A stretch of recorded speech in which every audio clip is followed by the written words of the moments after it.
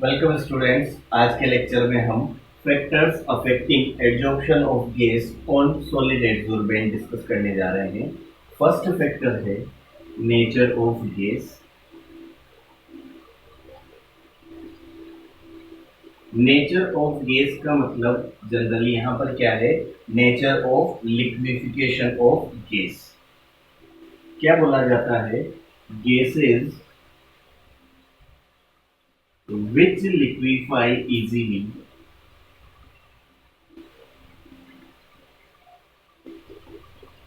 absorb more as compared to stable gases।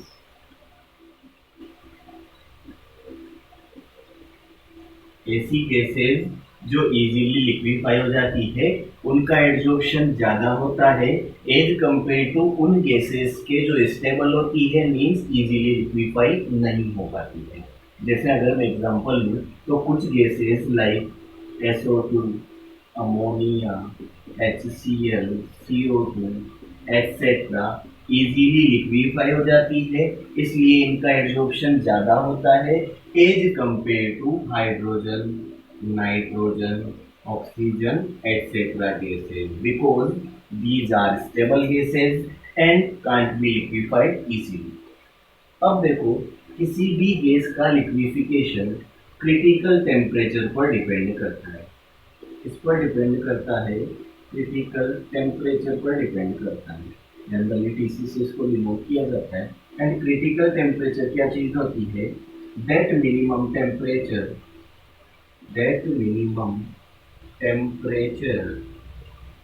above which gas can't be liquefied whether pressure is increased ये increase है, मेरा समझ आया, ठीक है।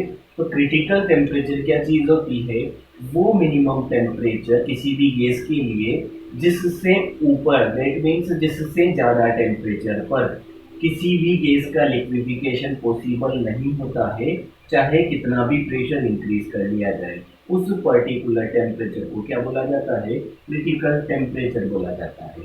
और जनरली क्रिटिकल टेम्परेचर के लिए क्या बोला जाता है, higher will be the critical temperature of a gas, more will be its liquefaction and it adsorb more over a solid surface। जिस गैस के लिए क्रिटिकल टेम्परेचर की वैल्यू ज़्यादा होगी उसका लिक्विफिकेशन उतना ही ज़्यादा होगा, और लिक्विफिकेशन जितना ज़्यादा होगा उस गैस का सॉलिड की सरफेस पर या सॉलिड एड्सॉर्बेंट के सरफेस पर एड्सॉर्प्शन उतना ही ज़्यादा होगा। जैसे मैं एग्जांपल लेता हूँ, कुछ गैसेस को क्रिटिकल टेम्परेचर के डिक्रीजिंग ऑर्डर में अरेंज किया हुआ है। कौन सी वो गैसेज है, SO2, NH3, HCl, CO2, methane, carbon monoxide, nitrogen and hydrogen. ये कुछ गैसेज है जिसको मैंने क्रिटिकल टेम्परेचर के डिक्रीजिंग ऑर्डर में अरेंज किया हुआ है, ठीक है। SO2 के लिए क्रिटिकल टेम्परेचर मैक्सिमम है, उसके बाद NH3 के लिए कम, HCl के लिए और कम, और डिक्रीज होते होते हाइड्रोजन के लिए क्रिटिकल टेम्परेचर की वैल्यू क्या है, सबसे कम है। अब अगर मैं बात करूं amount of adsorption of these gases, amount of adsorption of these gases on 1 gram charcoal एक सॉलिड एड्सॉर्बेंट है, उस पर मैं इन गैसेस के एड्सॉर्प्शन की अमाउंट की बात करता हूँ। तो अमाउंट का जो डिक्रीजिंग ऑर्डर होगा, अमाउंट ऑफ एड्सॉर्प्शन का जो डिक्रीजिंग ऑर्डर होगा वो क्या होगा, क्रिटिकल टेम्परेचर के डिक्रीजिंग ऑर्डर के जैसा ही होगा, क्योंकि जिस गैस के लिए क्रिटिकल टेम्परेचर ज़्यादा होगा वो इजीली लिक्विफाई होगी, उसका एब्जॉर्प्शन भी ज़्यादा होगा। तो SO2 के लिए क्रिटिकल टेम्परेचर क्या है, सबसे ज़्यादा, इसलिए ये सबसे इजीली लिक्विफाई होगी, या बोल सकते हो सबसे ज़्यादा लिक्विफिकेशन SO2 का होगा, और इसका एब्जॉर्प्शन क्या होगा, सबसे ज़्यादा होगा। उसके कंपेयर में NH3 का कम होगा, HCl का और कम होगा, कम होते होते हाइड्रोजन का क्या होगा, सबसे कम एब्जॉर्प्शन होगा 1 ग्राम चारकोल का। तो अगर मैं अमाउंट ऑफ एब्जॉर्प्शन का डिक्रीजिंग ऑर्डर लिखूं तो अमाउंट ऑफ एब्जॉर्प्शन का डिक्रीजिंग ऑर्डर भी क्या होगा, यही होगा जो क्रिटिकल टेम्परेचर का डिक्रीजिंग होगा है। दैट मीन्स SO2 के लिए क्रिटिकल टेम्परेचर की वैल्यू सबसे ज़्यादा, इसका लिक्विफिकेशन सबसे ज़्यादा, तो इसके लिए एड्जॉर्प्शन की अमाउंट भी सबसे ज़्यादा। हाइड्रोजन के लिए क्रिटिकल टेम्परेचर सबसे कम, तो इसकी लिक्विफिकेशन भी क्या होगा, सबसे कम, तो इसके लिए अमाउंट ऑफ एड्जॉर्प्शन भी क्या होगी, सबसे कम होगी। आ रही होगी बात समझ में। सेकेंड फैक्टर है surface area of adsorbent, and adsorbent का सरफेस एरिया इंक्रीज करने पर अमाउंट ऑफ एड्सॉर्प्शन इंक्रीज होता है।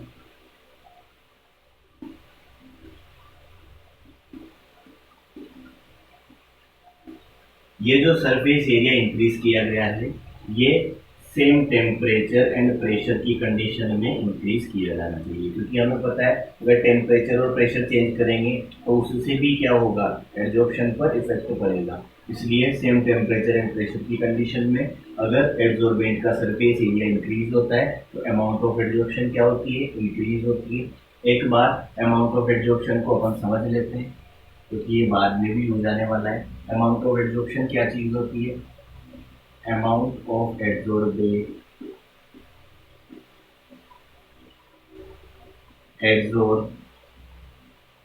Per unit mass of adsorbent, per unit mass of adsorbent.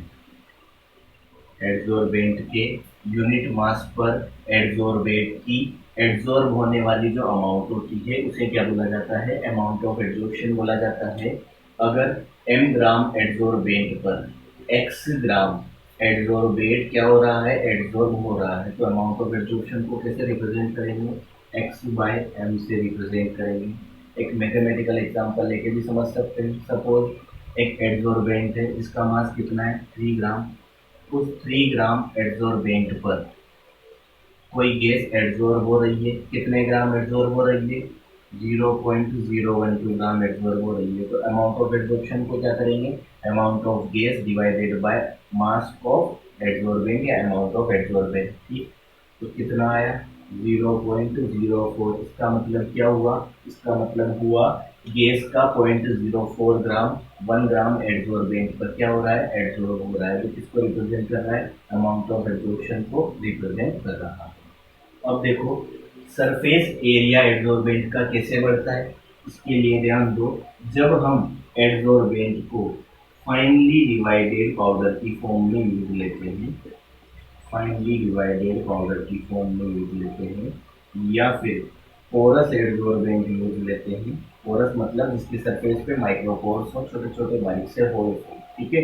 तो इस केस में एड्सॉर्बेंट का सरफेस एरिया ज़्यादा होता है एज कंपेयर टू कब, जब हम किसी hard and non porous adsorbent को लेते हैं। आ रही है बात समझ में। तो फाइनली डिवाइडेड पाउडर स्टेट में, पोरस स्टेट में एड्सॉर्बेंट का सरफेस एरिया ज़्यादा होता है। दैट मीन्स यहाँ पर एड्सॉर्प्शन की जो अमाउंट है वो भी क्या होगी, ज़्यादा होगी इसके कंपेयर में जब हम किसी hard and non porous adsorbent को यूज में लेते हैं। देखो फाइनली डिवाइडेड स्टेट में सरफेस एरिया कैसे इंक्रीज हो जाता है, इसको हम इस तरीके से समझ सकते हैं। सपोज मेरे पास में एक एड्सॉर्बेंट है, इसका ये एक सिंगल क्रिस्टल है। जब मैं इसे डिवाइड करता हूँ छोटे छोटे क्रिस्टल्स में, ये इस तरीके से मैंने इसको क्या किया, 3 स्मॉल क्रिस्टल्स में डिवाइड किया। जैसे ही इसे डिवाइड किया, देखो ऊपर वाला सरफेस एरिया यहाँ भी सेम है, यहाँ भी सेम है, साइड वाले सरफेस एरिया भी सेम है एंड नीचे वाला सरफेस एरिया भी सेम है। बट जब ये 3 क्रिस्टल में मैंने डिवाइड किया तो ये एक्स्ट्रा सरफेस एरिया प्रोवाइड हो रहा है इन क्रिस्टल्स में। इसका मतलब क्या हुआ, जब किसी एड्सॉर्बेंट को हम फाइनली डिवाइडेड पाउडर की फॉर्म में कन्वर्ट करते हैं तो क्या हो जाता है, उसका सरफेस एरिया इंक्रीज हो जाता है। और सरफेस एरिया अगर इंक्रीज होता है तो एड्सॉर्प्शन क्या होगा, इंक्रीज होगा। अमाउंट ऑफ एड्सॉर्प्शन क्या होगी, इंक्रीज होगी। आ रही होगी बात समझ में। थर्ड फैक्टर है इफेक्ट ऑफ प्रेशर। देखो कांस्टेंट टेम्परेचर की सिचुएशन में प्रेशर इंक्रीज करने पर अमाउंट ऑफ एड्सॉर्प्शन भी क्या होती है, इंक्रीज होती है। एक्स बाई एम यहाँ किसको रिप्रेजेंट कर रहा है, अमाउंट ऑफ एड्सॉर्प्शन को रिप्रेजेंट कर रहा है। अब देखो अमाउंट ऑफ एड्सॉर्प्शन पे प्रेशर के इस इफेक्ट को एडजॉर्प्शन आइसोथर्म की हेल्प से एक्सप्लेन किया जाता है। इसकी हेल्प से एक्सप्लेन किया जाता है, एडजॉर्प्शन आइसोथर्म की हेल्प से एक्सप्लेन किया जाता है। एंड एडजॉर्प्शन आइसोथर्म क्या चीज होती है? ये एक ग्राफिकल रिलेशन होता है। It is a graphical relation किसके बीच में? Between pressure and amount of adsorption x by m at constant temperature। ठीक है, तो adsorption isotherm amount of adsorption and pressure के बीच में ग्राफिकल रिलेशन होता है। दैट मींस इनके बीच में एक ग्राफ होता है। किस कंडीशन में? कांस्टेंट टेम्परेचर की कंडीशन में। और कांस्टेंट टेम्परेचर की सिचुएशन की वजह से ही इसे क्या बोला जाता है? आइसोथर्म बोला जाता है। Iso means same and therm means thermal condition, that is temperature. तो कांस्टेंट टेम्परेचर की कंडीशन में अमाउंट ऑफ एडजॉर्प्शन और प्रेशर के बीच में जो ग्राफ है उसे क्या बोला जाता है? एडजॉर्प्शन आइसोथर्म बोला जाता है। किस तरीके का ये ग्राफ मिलता है? देखो इधर, ये एक्स एक्सिस है अपना और ये वाई एक्सिस है। एक्स एक्सिस पे प्रेशर को लिया जाता है, वाई एक्सिस पे amount of adsorption X by M को लिया जाता है। तो इस तरीके का ये ग्राफ मिलता है। ये बात समझ में? इस तरीके का ये ग्राफ है। अब देखो, इस ग्राफ को तीन पार्ट में डिवाइड किया जाता है। इनिशियली देखो ये एक लीनियरली फॉर्म में इंक्रीज हो रहा है, अब यहाँ से ये कर्व फॉर्म में इंक्रीज हो रहा है और आगे जाके अब ये क्या हो गया? एक्स एक्सिस के पैरेलल हो गया। तो देखो इनिशियली जब प्रेशर इंक्रीज किया जाता है तो अमाउंट ऑफ एडजॉर्प्शन क्या होता है? प्रेशर के साथ लीनियरली इंक्रीज होती है। ठीक है, जैसे जैसे प्रेशर बढ़ाओगे अमाउंट ऑफ एडजॉर्प्शन भी उसी रेस्पेक्ट में इंक्रीज होगी। अब उसके बाद में एक सिचुएशन ऐसी आती है जब प्रेशर इंक्रीज होने पे अमाउंट ऑफ एडजॉर्प्शन इंक्रीज तो हो रही है क्योंकि कर्व जो है वो ऊपर की ओर जा रहा है, तो अमाउंट ऑफ एडजॉर्प्शन इंक्रीज हो रही है, बट उसके इंक्रीज होने की जो रेट है वो पहले के कंपेयर में क्या हो जाती है? कम हो जाती है। और इस पर्टिकुलर प्रेशर के बाद में जो अमाउंट ऑफ एडजॉर्प्शन है, तो देखो ग्राफ क्या हो गया? एक्स एक्सिस के पैरेलल हो गया। दैट मींस क्या हो गया? अमाउंट ऑफ एडजॉर्प्शन इस पर्टिकुलर प्रेशर के बाद क्या हो जाती है? कांस्टेंट हो जाती है। ठीक है, एक तरीके से सेचुरेशन वाली स्टेट दिखाई देती है इस पर्टिकुलर प्रेशर के बाद में। इसलिए इस प्रेशर को क्या बोला जाता है? पीएस। पीएस क्या होता है? सेचुरेटेड प्रेशर होता है। इस प्रेशर को क्या बोला जाता है? सेचुरेटेड प्रेशर बोला जाता है। आ रही है बात समझ में? अब एक्चुअली में सेचुरेटेड प्रेशर की सिचुएशन में अमाउंट ऑफ एडजॉर्प्शन कांस्टेंट हो जाती है, बट यहाँ पे एक तरीके से बोला जा सकता है एक इक्विलिब्रियम मेंटेन हो जाता है। किस किस प्रोसेस के बीच में? एडजॉर्प्शन प्रोसेस और डिसॉर्प्शन प्रोसेस के बीच में। मतलब अगर मैं सेचुरेटेड प्रेशर को डिफाइन करूं तो सेचुरेटेड प्रेशर क्या होता है? That minimum pressure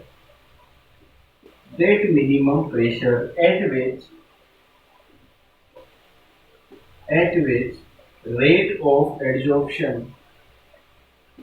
becomes equal to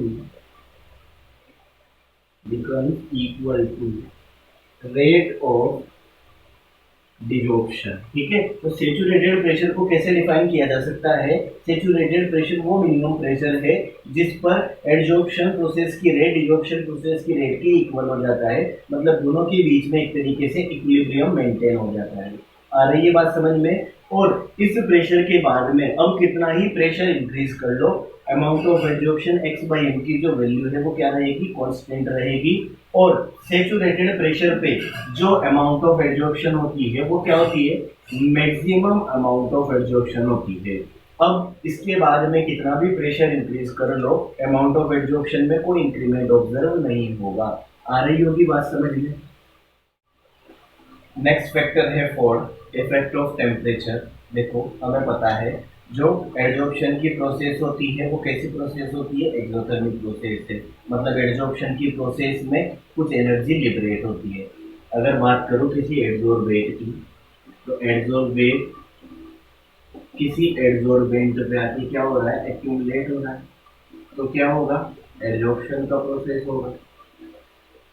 और एडजॉर्प्शन का प्रोसेस होने के साथ साथ एक और चीज होगी, हीट लिबरेट होगी, जो कि एक एक्सोथर्मिक प्रोसेस है। हीट बोल लो या एनर्जी बोल लो। ठीक, अब अगर बात करो रिवर्स प्रोसेस की, तो रिवर्स प्रोसेस क्या है, एड्जॉर्प्शन को जो हीट दोगे, एनर्जी दोगे, तो एड्सॉर्बेंट की सरफेस से एड्सॉर्बेंट क्या होगा, रिमूव होने लग जाएगा। मतलब रिवर्स प्रोसेस क्या होगी, रिडक्शन की प्रोसेस होगी। तो यहाँ से एक चीज क्या क्लियर होती है, जो एड्जॉर्प्शन होता है वो कैसा प्रोसेस होता है, एक्सोथर्मिक, और जो डिजॉर्प्शन होता है वो कैसा प्रोसेस होता है, एंडोथर्मिक प्रोसेस होता है। आ रही है बात समझ में। और एड्जॉर्प्शन और डिजॉर्प्शन के बीच में क्या मेंटेन रहता है, एक तरीके से इक्विलिब्रियम मेंटेन रहता है।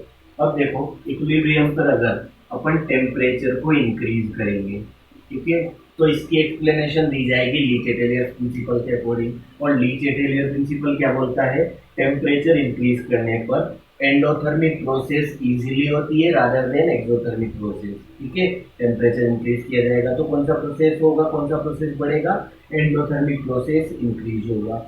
और इसे हम डेली लाइफ के एग्जांपल से भी समझ सकते हैं। कभी कभी चीज़ों को नॉर्मल लाइफ से जोड़ के एग्जांपल अगर लिया जाता है तो ज़्यादा इजीली समझ में आ जाती है। जैसे देखो, अगर किसी इंसान को भूख लग रही है तो हम क्या देंगे, उसे खाना दे देंगे।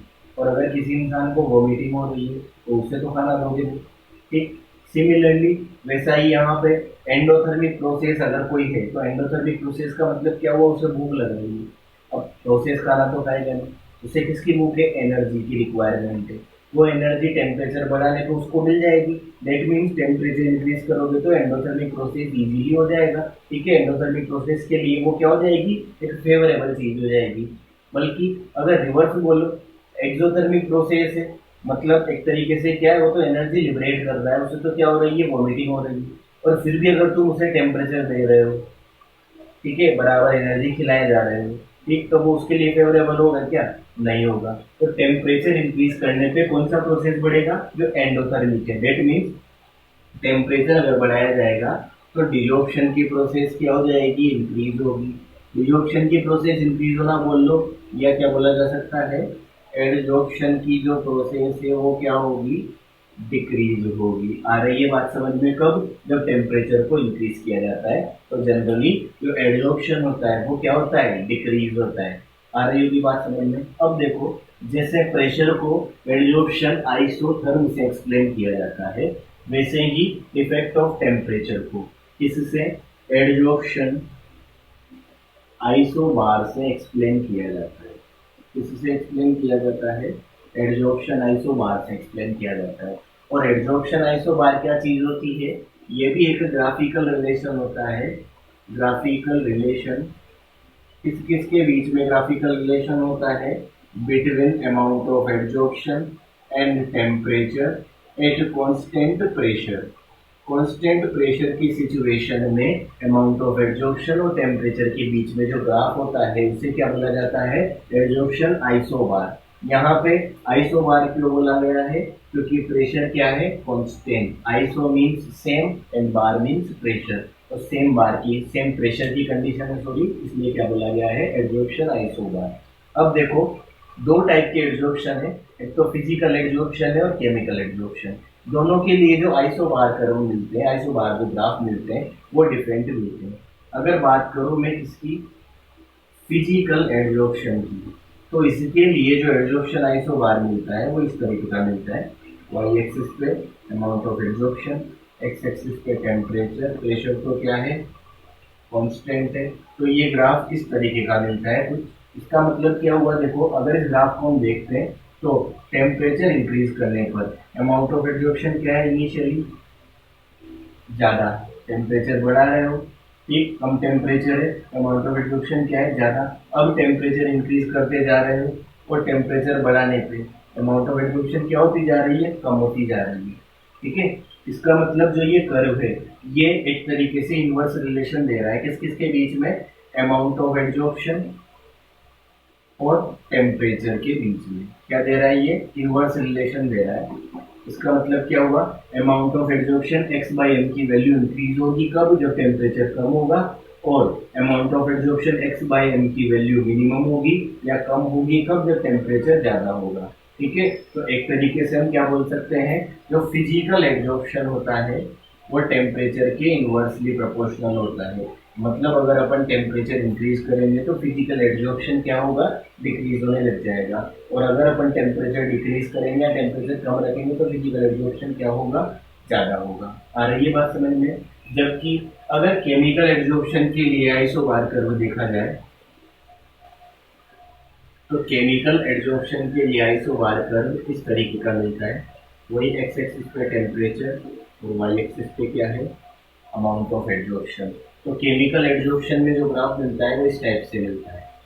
इसका मतलब क्या हुआ, पहले तो टेम्परेचर बढ़ाने पे अमाउंट ऑफ एब्जॉर्प्शन इंक्रीज हो रही है, उसके बाद में एक पर्टिकुलर टेम्परेचर के बाद अगर और टेम्परेचर इंक्रीज करोगे तो क्या होगा, अमाउंट ऑफ एब्जॉर्प्शन फिर डिक्रीज होने लग जाएगी। ऐसा क्यों होता है, तो इसे देखो, एक्चुअली में chemical absorption just like a chemical reaction होता है, और केमिकल रिएक्शन प्रोसीड होने के लिए कुछ एक्टिवेशन एनर्जी की रिक्वायरमेंट होती है।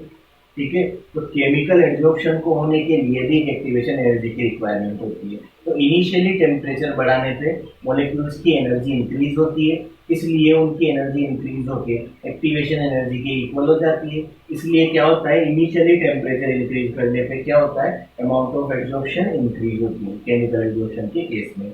बट एक टेम्परेचर के बाद में अब मॉलिक्यूल्स की काइनेटिक एनर्जी इतनी ज़्यादा होने लग जाती है कि अब वो एड्सॉर्बेंट की सरफेस को भी छोड़ने लग जाते हैं। आ रही है बात समझ में। इसलिए फिर जैसे जैसे बहुत ज़्यादा टेम्परेचर बढ़ा दिया जाता है तो फिर अमाउंट ऑफ एब्जॉर्प्शन क्या होने लग जाती है, डिक्रीज होने लग जाती है। आ रही होगी बात समझ में यहाँ तक। लास्ट फैक्टर है एक्टिवेटेड एड्सॉर्प्शन या फिर एक्टिवेशन ऑफ एड्सॉर्प्शन भी बोला जाता है। क्या चीज़ होती है, increase in adsorption capacity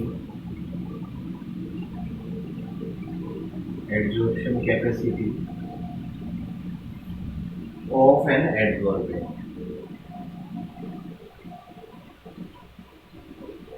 किसी एड्सॉर्बेंट की एड्सॉर्प्शन कैपेसिटी को इंक्रीज करना क्या कहलाता है, एक्टिवेशन ऑफ एड्सॉर्प्शन या एक्टिवेटेड एड्सॉर्प्शन कहलाता है।